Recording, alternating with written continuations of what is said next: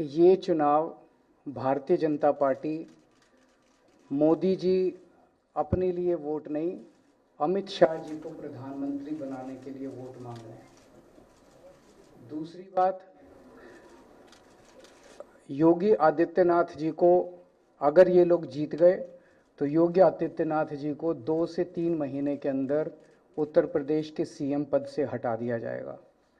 Number 3, इन लोगों की पूरी तैयारी है, अगर ये लोग जीत गए तो संविधान को बदल के SC ST और OBC का रिजर्वेशन ख़त्म कर दिया जाएगा। और नंबर 4, जो आंकड़े अब देश भर से आ रहे हैं वो ये दिखा रहे हैं कि 4 जून को इंडिया गठबंधन की सरकार बनने जा रही है और NDA को और BJP को बहुत कम सीटें मिलने जा रही हैं। एक ही शख्स हैं जो कि उनके रास्ते का कांटा बन सकते हैं, वो हैं योगी आदित्यनाथ जी। अब योगी आदित्यनाथ जी को इन्होंने हटाने का पूरा मन बना लिया है और अगर इनकी सरकार बनी तो 2 महीने के अंदर योगी जी को भी उत्तर प्रदेश के CM से हटा दिया जाएगा।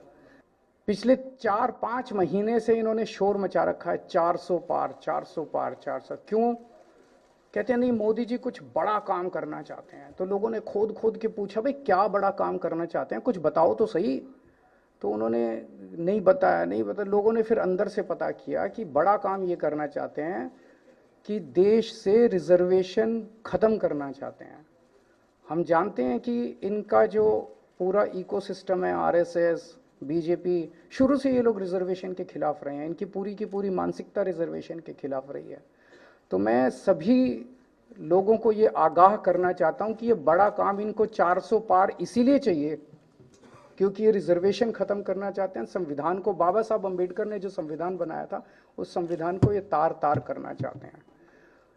पूरे देश भर से अब जो ट्रेंड आ रहे हैं वो ट्रेंड ये दिखाते हैं कि भारतीय जनता पार्टी को 250 से भी नीचे, मेरे हिसाब से 220 के आसपास, 3-4 दिन पहले भी मैंने कहा था, 220 से कम सीटें इनकी आती हुई नजर आ रही हैं। जो देश का माहौल है और 4 चरणों में भारतीय जनता पार्टी चारों खाने चित्त हो चुकी है और उनके आंसुओं की नदी उफान में है। भारतीय जनता पार्टी जो 400 पार का नारा दे रहे थे, अब समझ में आया है 4 चरणों के बाद,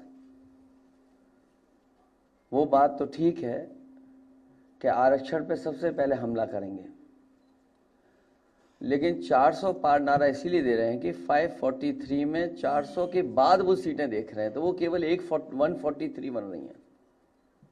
तो वो स्वयं स्वीकार कर रहे हैं कि 143 से ज़्यादा वो सीटें जीतने वाले नहीं हैं, क्योंकि 400 पार सीटें 143 ही बनती हैं और 140 करोड़ की जनता इस बार इन्हें 140 सीटों के लिए भी तरसा देगी। भाजपाई किसी के सगे नहीं है। ये है कि भाजपाई किसी के सगे नहीं है और भाजपाई झूठे मुकदमे लगाने वाला गैंग है।